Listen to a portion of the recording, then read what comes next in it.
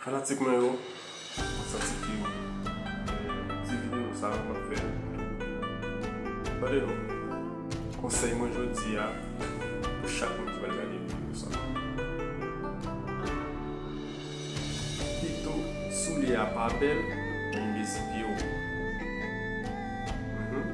Pito souli a pa bel, men mezi yo. Pa fè foli pou bel moun, fè foli pou bon moun pito. Pito mesi devre pou pa kriye, pito mesi devre pou pa ekre. Se konsey mwen jodi ya.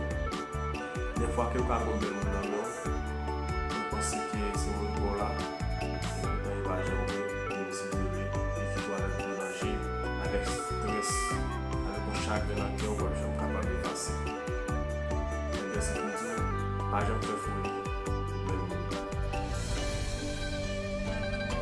Pas faire folie pour bel monde et faire folie pour bon monde.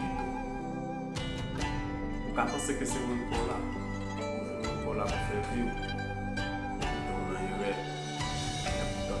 Se ba jan moun pou la sa.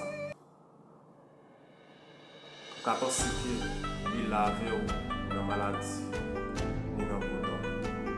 Men, pou fokel, li ba remen.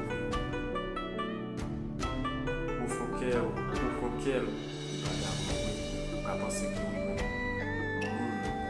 pou te pou la. Men, deme si te ve la. Di ka la go nan ou, epi ki wap soufwi, avec chaque bien dans cœur, on va jamais capable de guérir. Sauf que l'homme mourit, on capable de guérir.